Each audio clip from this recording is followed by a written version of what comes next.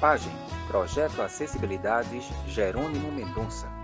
O recurso da audiodescrição no movimento espírita, com interpretação em Libras. Apresentação: Sônia Hoffmann e Eduardo Paes. Convidada: Aparecida Leite. À esquerda do cartaz, as letras AD em destaque, referentes ao símbolo da audiodescrição. Apoio: Ediluz Livros Espíritas.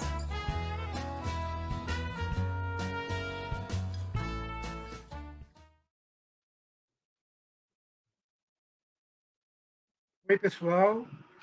Novamente juntos para mais um vídeo do projeto Acessibilidades Jerônimo Mendonça, o PAGEM. É um prazer recebê-los e espero que gostem do vídeo de hoje, cujo tema é o recurso da audiodescrição na instituição espírita. Eu sou Eduardo Fernandes Paes e vou me descrever para os nossos companheiros com deficiência visual. Eu sou um homem de pele clara, cabelos curtos escuros, tenho o rosto arredondado, uso óculos escuros, sou cego e uso uma camiseta de cor preta com letras coloridas, onde se lê: ser espírita é ser inclusivo. Ao meu lado, minha parceira, companheira de projeto, de vida, Sônia Hoffmann. Oi, Sônia. Olá. Oi, olá, pessoal. Olá a todos os internautas. Olá, Regina, nossa intérprete de sinais. Olá, a nossa convidada, que logo em seguida já vamos apresentar. Meu nome é Sônia Hoffmann, eu também vou me descrever. Eu tenho cabelos curtos, uso óculos, estou com brincos, um é dourado, o outro é prateado e completamente diferentes. Estou com uma camiseta amarela, escrita em marinho, PAGEM, Projeto Acessibilidades Jerônimo Mendonça. E hoje a nossa convidada é Aparecida Leite, professora de História, consultora em audiodescrição e que vem aqui para conversar conosco sobre este recurso tão importante que é o recurso da audiodescrição. Tudo bem, Cida? Oi, Sônia, boa noite, tudo bem? Boa noite, Eduardo. Boa noite, Regina. Eu vou me descrever também. Eu tenho a pele clara, tenho os cabelos escuros, mais ou menos escuros, porque com a pandemia não está dando para fazer muita coisa com ele. São castanhos, os olhos também escuros. Sou bochechuda, como diz o Eduardo, eu acho ótima essa descrição. Estou usando fone, um fone de arco. E prazer enorme estar aqui com vocês, agradecer esse convite, parabenizar por esse programa que vocês estão construindo, trazendo tantas informações sobre acessibilidade, sobre as diversas formas de acessibilidade. Espero poder contribuir de alguma forma para, enfim, para a difusão dos recursos de acessibilidade que são tão importantes para a nossa autonomia e para a real inclusão, né? Então, vamos lá, Cida. O que é a audiodescrição? A audiodescrição, ela é um recurso de acessibilidade comunicacional e informacional que transforma ou traduz imagens em palavras. E eu usei o verbo traduzir porque a audiodescrição, segundo estudos, já desde a década de 70, nos mostram que a audiodescrição ela é uma tradução intersemiótica, porque ela traduz um signo da linguagem visual para a linguagem verbal. Então, imagens estáticas, imagens dinâmicas são descritas com base em princípios e diretrizes que foram criados para que essas imagens se processem de forma vívida dentro das mentes das pessoas que precisam da audiodescrição como um recurso de acessibilidade. E quem são as pessoas que se beneficiam com a audiodescrição? Sônia, prioritariamente são as pessoas com deficiência visual. Pessoas cegas ou com baixa visão. Com baixa visão também. Pessoas cegas, cegas congênitas, e o que a gente tem percebido a partir de pesquisas de recepção, pessoas cegas adventícias, né, que são aquelas que perdem a visão ao longo da vida por um acidente ou por uma doença, por uma patologia, e pessoas com baixa visão, que também pode ser uma baixa visão congênita e pode ser uma baixa visão adventícia.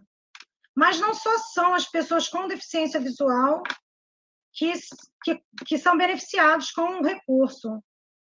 Estudos também mostram que pessoas com dislexia, com autismo, com deficiência intelectual, pessoas com síndrome de Down, também fazem parte de um público bem específico que hoje já procura o recurso em, por exemplo, teatros, nos espetáculos, né, que são audiodescritos, em exposições de arte. Então, a gente já tem um público bem diversificado. Algumas pessoas que têm a dificuldade de fazer a interpretação de imagens também, não é? Assim... Sim, então, sim. Há pessoas idosas, né, Sônia? Pessoas idosas também, sim. Sim. Uhum. A gente reparou no Centro Cultural do Banco do Brasil, porque a audiodescrição, ela oficialmente, ela chegou no Brasil em 2003 com o festival Assim Vivemos, que é um festival que acontece de 2 em 2 anos no Centro Cultural do Banco do Brasil, de algumas cidades. No Rio de Janeiro, felizmente, isso acontece desde 2003, desde o primeiro ano do festival. E a gente reparou que, além das pessoas com deficiência visual, pessoas com dificuldade também de audição, porque usam aquele equipamento de tradução simultânea, aí conseguem ouvir melhor, sabe? Além dessas pessoas, a gente conheceu várias pessoas com baixo letramento, inclusive crianças, porque muitos filmes são legendados, né? Esse festival ele é um festival temático que traz filmes maravilhosos, curtos e longos, de vários países. Então, tem filme iraniano, israelense, norueguês, dinamarquês, russo, polonês, alguns brasileiros, enfim.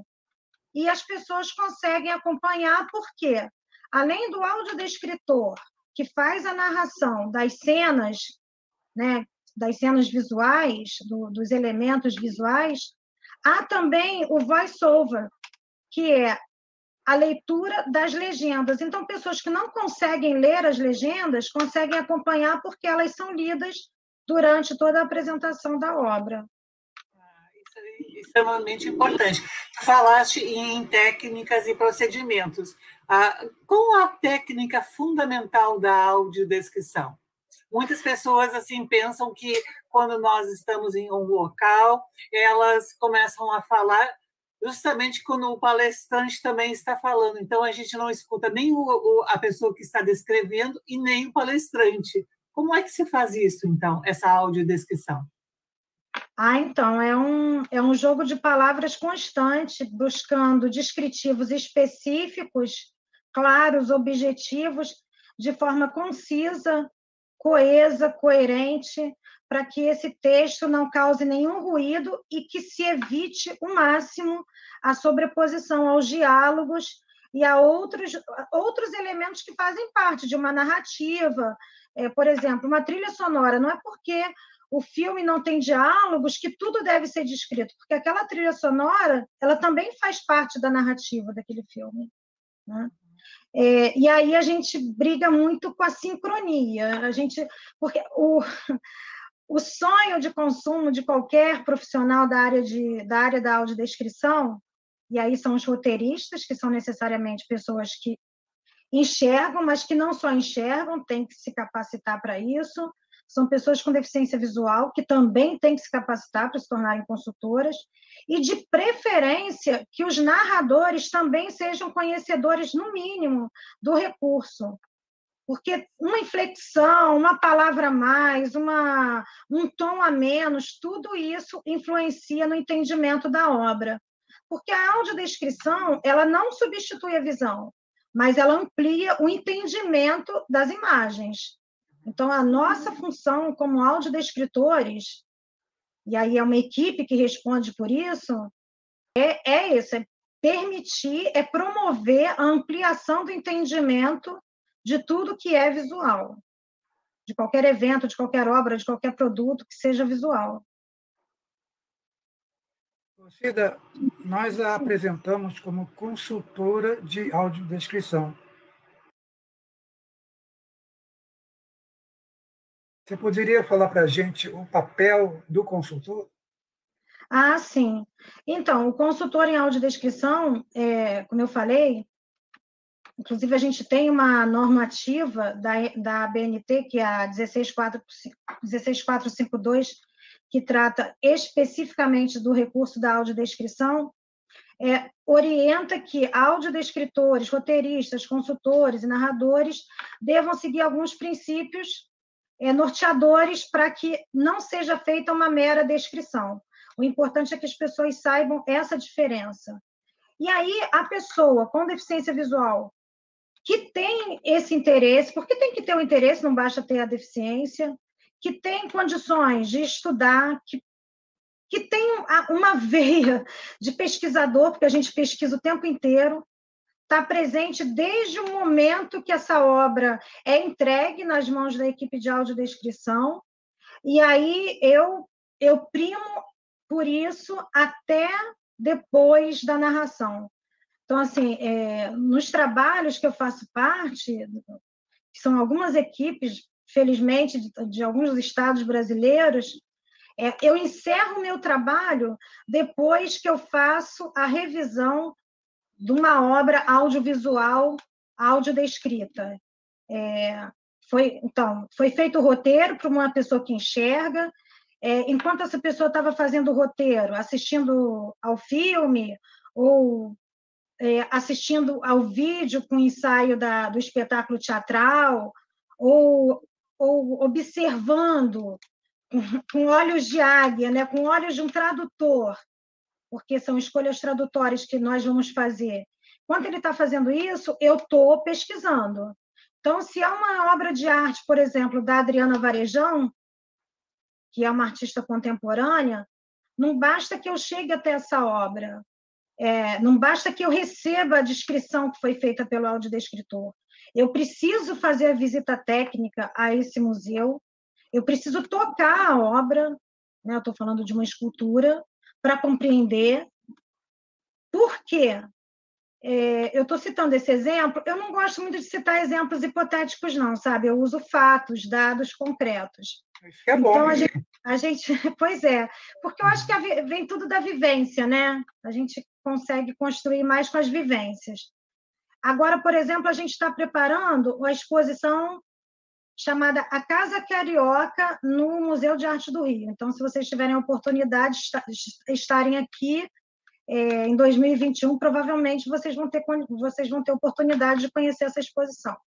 E uma das obras selecionadas para ser acessibilizada foi a obra da Adriana Varejão. Vou até dar um spoilerzinho, assim, porque é uma escultura belíssima, e aí a gente tem como dizer que é belíssima, não foi porque o audiodescritor me disse que é belíssimo, porque isso nem é permitido em audiodescrição, juízo de valor, interpretação, mas é belíssimo porque eu estive lá, porque eu toquei, porque os elementos que eu estudei dentro da obra da Adriana me fizeram chegar a essa conclusão, dentro da estética que eu construo para mim, enquanto pessoa com deficiência visual, enquanto pessoa cega, porque, na verdade, eu sou cega, né? Cega, eu tenho 50 anos, sou cega desde os 9, tinha baixa visão, então, 41 anos de praia aí como pessoa cega.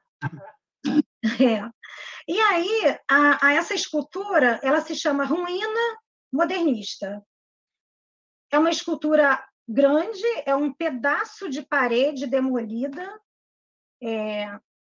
assim, perpendicular à parede da sala, do espaço expositivo, e é a representação de azulejos, porque não são azulejos, mas para quem enxerga, são azulejos. E aí, o que eu faço enquanto consultora? Eu vou estudar a obra da Adriana Varejão para ver como ela trata esses azulejos, como ela trata esses elementos que ela inseriu dentro dessa obra. O que ela priorizou? Então, primeira coisa, é uma representação, porque não são azulejos, é uma pintura que te remete a uma parede de azulejos demolida, mas não é. E no interior dessa parede, que está recortada de forma irregular, a coloração é de uma carne escura, com umas linhas brancas que aludem a uma carne mesmo, no lugar da alvenaria, está ali aquela carne, né? aquela cor da carne, uma carne de segunda, inclusive, e aí também é na obra dela que eu descubro isso, e essas linhas brancas, e tem uns pontinhos também em alto relevo, que remetem ossos e vísceras.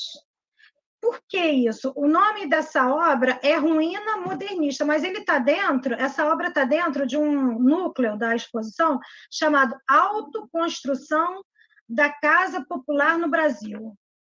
E aí é para provar que as pessoas suam muito, elas dão sangue delas, a carne, o corpo. Há um estudo, né, sobre esse trabalho que diz que a casa é corporificada pela população brasileira. 85% das construções no Brasil não são construções assinadas por engenheiros e arquitetos, justamente porque são autoconstruções. E aí a gente, para fazer a audiodescrição de tudo isso, a gente tem que estudar, não tem como, né? Tem que estudar muito, tem que ralar, né? Mas é prazeroso, é muito bom. Cida? Sim. Então, em todo o processo da audiodescrição, que entram esses profissionais que você citou, o consultor é que dá a última palavra do que vai ser audiodescrito ou não? Geralmente Eduardo. A gente brinca muito assim, brincar é bom demais, né? Até trabalhando. A canetada da pessoa que é do audiodescritor, mas quem escreve ali com punção sou eu. Então, dá licença, que o punção dói mais do que a caneta, né? Então, é melhor Isso porque a pessoa com deficiência visual, enquanto não entender, enquanto não conseguir construir aquela imagem, aquilo não vai para frente. Não adianta, porque se ela não entendeu, há uma grande probabilidade de outras pessoas também não compreenderem. Não é? Exatamente. E tem que haver uma relação de confiança muito grande. Então, por exemplo, quando eu digo que eu não compreendo, ontem mesmo, com áudio da escritora, você não compreendeu por quê? Eu falei, porque você não colocou, você não nomeou essa pessoa, ficou parecendo que era outra pessoa que estava na cena. Ai, meu Deus, eu fiz isso? Eu falei, fez. Mas para eu chegar a essa conclusão, e aí eu cheguei sozinha, eu tive que ler o roteiro elaborado pelo audiodescritor 3 vezes, eu assisti ao filme 3 vezes, para pensar, não faz sentido isso que ele colocou, por isso, assim, eu tenho que ter elementos, mas eu não posso deixar, eu, enquanto consultora, eu tenho obrigação de fazer isso. Agora, eu não posso deixar isso chegar até o usuário, né? O Leonardo está na calçada do prédio e o pai dele está no carro e o Carlão faz sinal. O pai dele é o irmão do Carlão, né? O Carlão é o tio do Leonardo. Aí mas o Leonardo viu o pai? Não, ele viu. Eu falei, mas você não disse que ele viu, então você tem que dizer de algum jeito. Não, eu falei, eu pensei que ele tivesse visto o pai quando o pai tocou a campainha lá no apartamento para ver se ele estava lá com a prostituta. Não, ele viu já no carro. Falei, então tem que resolver isso, não dá. Vamos resolver junto, então. Né? Então, se causou ruído, para mim, vai causar um ruído, pode causar um estrago para o usuário, porque eu tenho tempo de ver, de rever, mas o usuário ele quer ir ao cinema, ele quer assistir ao filme, ele não tem que se preocupar com a audiodescrição. Existe uma técnica, a leitura fácil é uma estratégia também de trabalho com textos, e um dos procedimentos é colocar imagens significativas, não necessariamente imagens bonitas ou imagens feias. E é com isso que também me parece que na audiodescrição tem que acontecer, descrever a imagem feia ou a imagem bonita, sem o juízo de valor do audiodescritor, mas para que a pessoa também possa construir, porque todo aquele que está ouvindo está também, de alguma forma, reconstruindo aquilo que está entendendo. Então, muitas vezes, numa palestra espírita, por exemplo, há muitos palestrantes que projetam um filme ou que projetam um PowerPoint com imagens, mas apenas com imagens bonitas, mas ali não traz nenhum conteúdo. E isso é extremamente importante que também possa ser observado pelo palestrante ou por aquele que está trabalhando como facilitador em um grupo de estudo, que leve uma imagem ou um texto que traga alguma informação, que traga alguma comunicação, e não só simplesmente para enfeitar, embelezar. Muito importante, Sônia, isso que você está ressaltando. Eu já até ouvi você falar, escutei, né? Porque escutar é o que a gente deve fazer, ouvir é muito pouco. Eu escutei você falando num dos programas que as pessoas elas devem estar atentas, porque fica parecendo que só a gente tem que se adaptar, que só a gente tem que compreender. Só que tem situações que a audiodescrição não vai dar conta, porque nem a visão dá conta. É tanta poluição, é tanta informação ali, é tanta cor, sabe? O mundo é colorido, a audiodescrição ela não pode ignorar as cores, porque cores também são elementos de uma arte, a gente não pode, né? Se alguém usou aquela cor, tem alguma razão, mas que use com parcimônia, mas que use com essa preocupação, com esse olhar que você está trazendo, né? De conteúdos realmente que façam a diferença. Porque o que eu percebo é que as pessoas vão muito para esses eventos, dentro e fora das casas espíritas. Hoje, né, a gente já passa muito por isso nas casas espíritas, e o recurso do data show é muito utilizado, essa ferramenta, ela dá um pouco de comodidade, mas eu acho que ela acomoda também, ela dá comodidade e traz acomodação, assim, e traz comodismo para muitas pessoas. E aí fica um tal de fotografar aquilo. Aí eu costumo até dizer que atualmente eu não faço mais PowerPoint, eu levo tudo em braille, porque não tem como fotografar, é melhor as pessoas me escutarem, e o que elas acharem interessante do que eu falo, elas apreendam, né? Elas aproveitem na vida delas, porque senão, não, isso aqui está tudo escrito, olha, está tudo resolvido, mas isso é uma perda de tempo. E, às vezes, o audiodescritor recebe como desafio fazer audiodescrição de eventos ao vivo. É um desafio tremendo, porque a gente tem que, assim, se a gente briga com o tempo em produções audiovisuais, em produções teatrais, vocês imaginem a gente dentro de um seminário, dentro de um congresso, às vezes um congresso de 10 horas, a gente não tem regulamentação da profissão de audiodescritor, então a gente não tem esse respaldo legal de que os audiodescritores se revezem durante o evento. Então, eu já trabalhei com audiodescritoras durante 6 horas, eu e elas na cabine, assim, um dia uma, outro dia outra, mas sem condição. Por quê? Porque não tem regulamentação, então não tem valores, não tem parâmetro, não tem tabela de valores, a acessibilidade sempre chega por último, e aí é o que temos, então é o que temos, e a gente acaba fazendo, porque a gente entende que o recurso tem que ser disponibilizado, mas isso também é muito complicado. E aí, gente, é o tempo todo olhando para o palestrante, olhando para o roteiro, olhando para o data show, e eu, enquanto consultora, porque eu costumo trabalhar também em eventos ao vivo, muitos audiodescritores abrem mão de consultores em eventos ao vivo. Eu, felizmente, trabalho com algumas equipes de audiodescritoras e audiodescritores experientes, mas que fazem questão da presença do consultor. Então, assim, se eu estou trabalhando dentro de uma equipe, não posso fazer a consultoria ao vivo, porque ou eu estou atuando como palestrante, ou eu já estou contaminada porque eu fiz o roteiro, a gente contrata uma consultora, né, um consultor, e que vai fazer essa vez, e vai ficar na cabine ali o tempo inteiro, vai dizer, não é assim, tá esquecendo, olha, tem que falar. Por exemplo, eu fiz uma coisa aqui que eu, enquanto consultora, jamais poderia deixar passar numa audiodescrição. Eu não descrevi a minha roupa. Mas você tá tudo bem, né? Porque você é cega, você nem sabe até onde você está enquadrada. Ok, mas isso também é obrigação do consultor, né? Na verdade, eu queria estar aqui hoje com aquela camisa, Sônia, que você, né, que eu ganhei no CERJ quando a gente fez aquela oficina. Certo. Mas, menina, com essa coisa né, que aconteceu comigo, eu estou bem desconectada.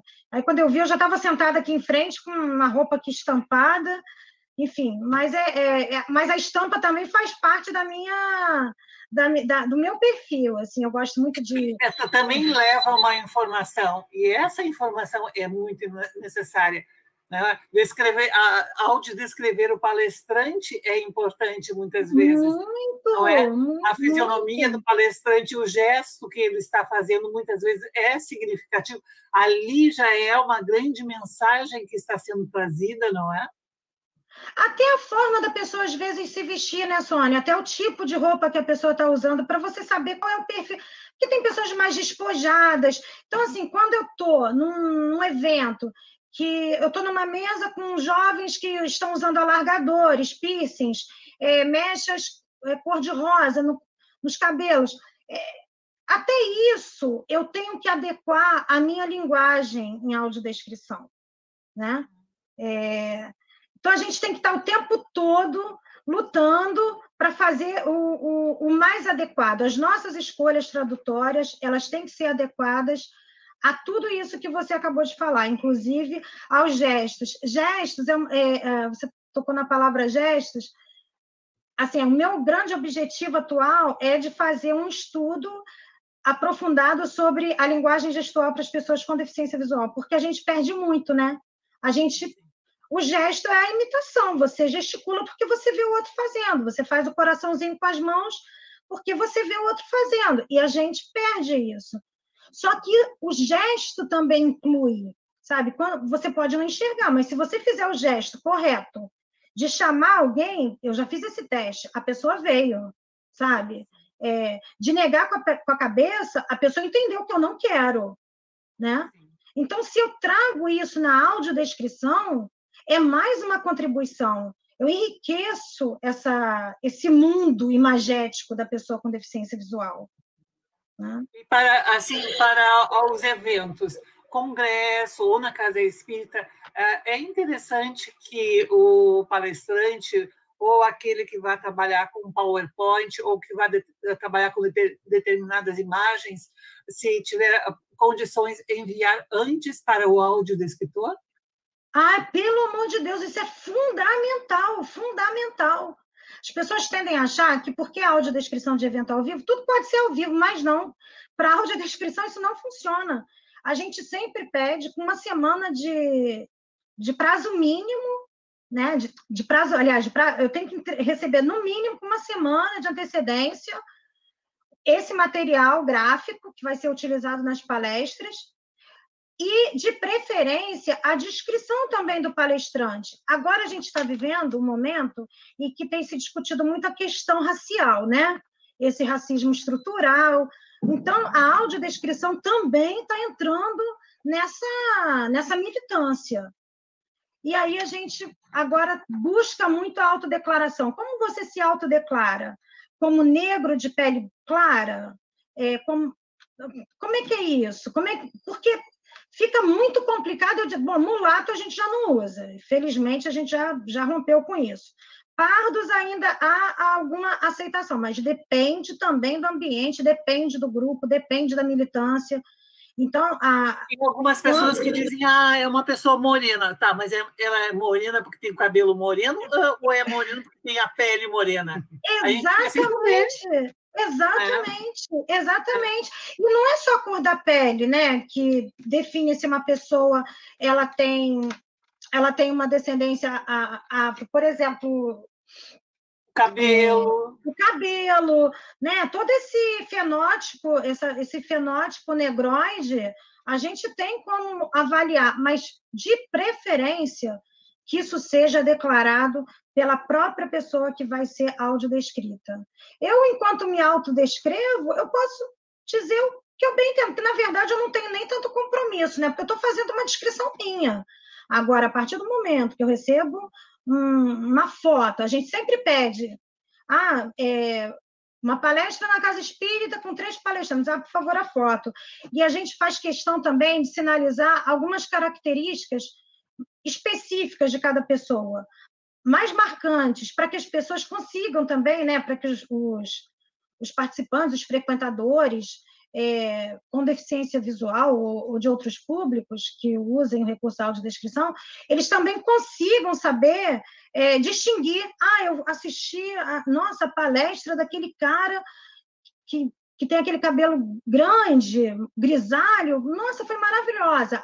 Porque aquele de barba rala, assim, a gente vai trazendo, se são 3 pessoas com barba, a gente tenta trazer descritivos diferentes para a barba, e para isso a gente vai construindo tabelas, glossários, sabe, de descritivos, né? Então, nariz adunco, nariz largo, a gente vai buscando dentro, a gente nunca trabalha sem dicionários de sinônimo, não dá para fazer isso, porque eu acho fantástico quando dizem assim, fulano tem cabelo grande, tá, mas cabelo grande como? Cabelo comprido, o cabelo que é volumoso? Ou exatamente.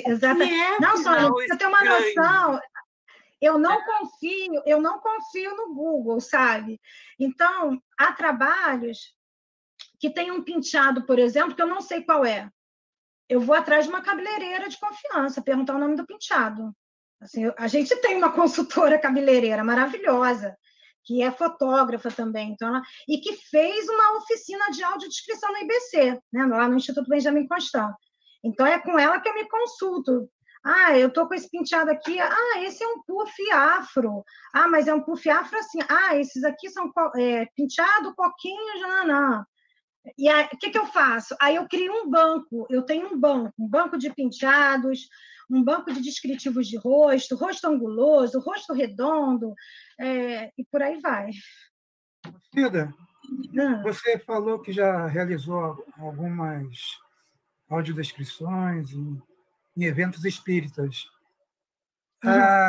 O movimento espírita já está se abrindo, aceitando mais audiodescrição em seus eventos? Como é que está isso aí no momento?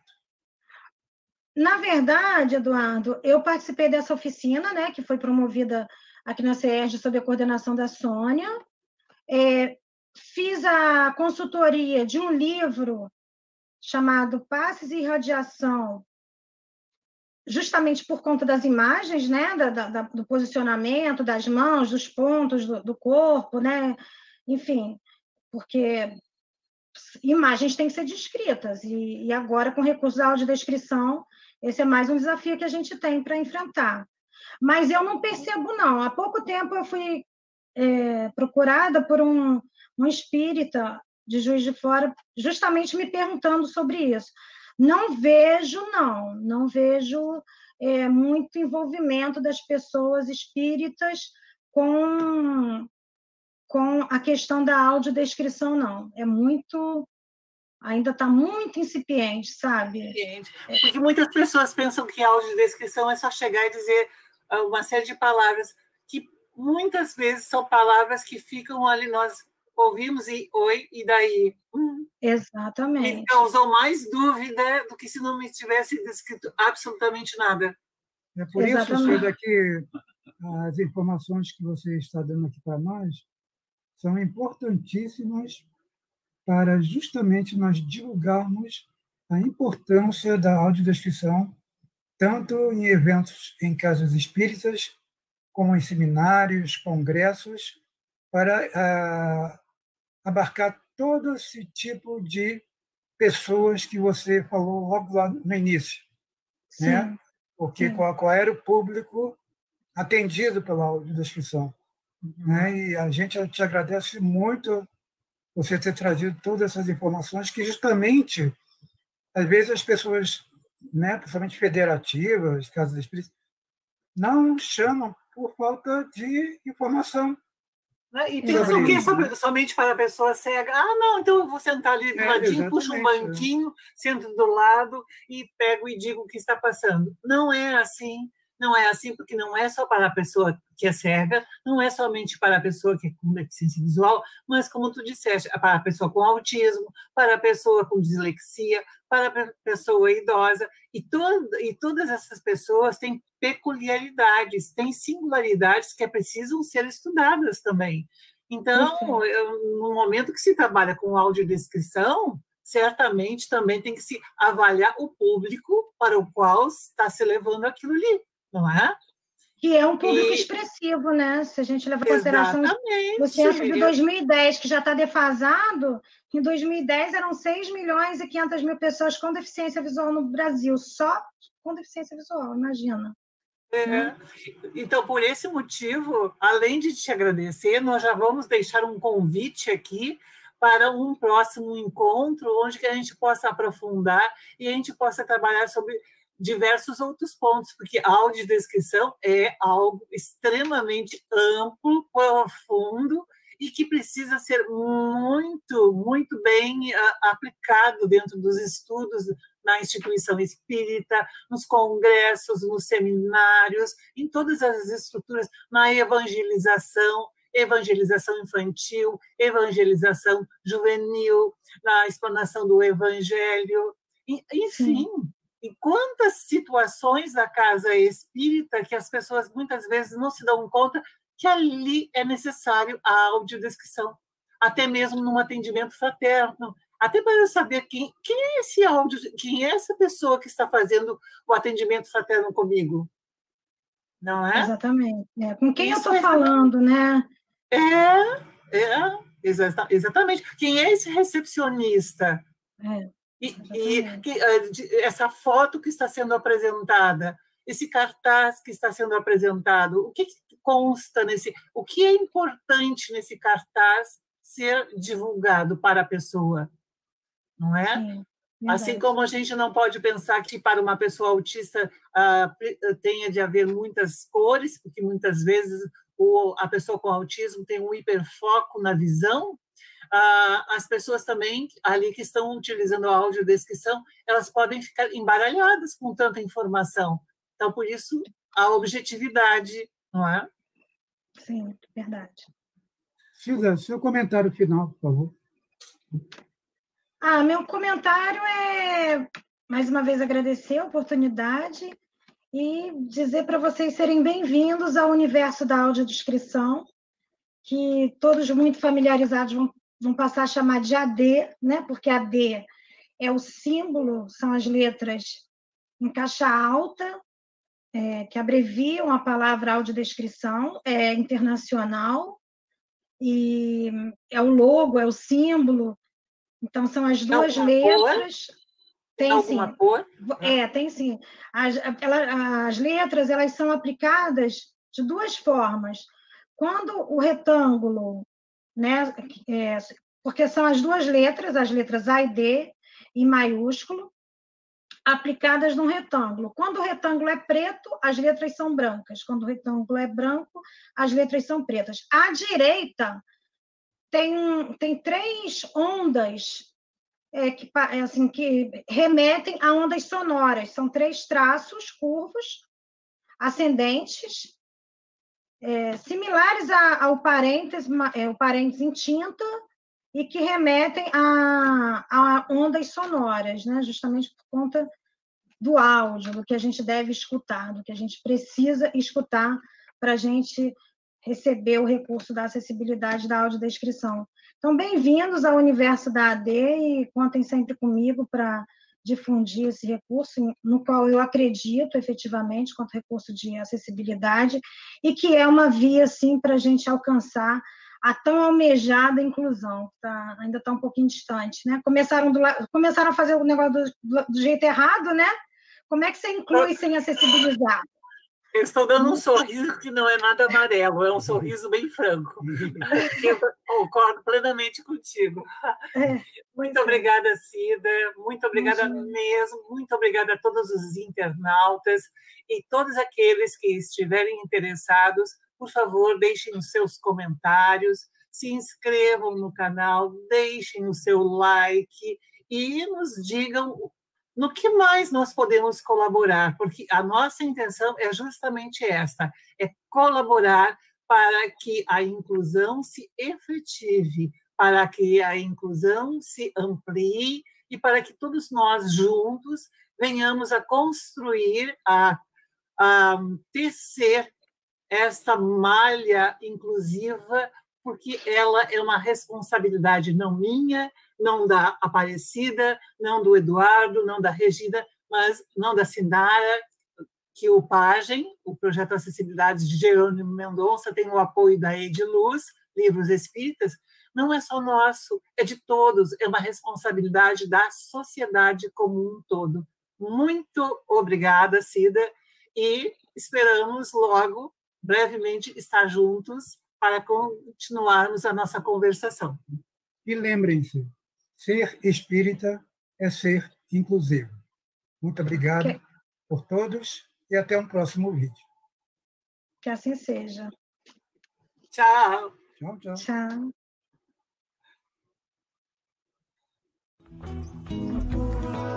PAGEM, Projeto Acessibilidades Jerônimo Mendonça. Site www.pagem.net. Facebook, Projeto Acessibilidades Jerônimo Mendonça. E-mails, pagem@pagem.net, pagem.inclusivo@gmail.com. Apoio Ediluz Livros Espíritas.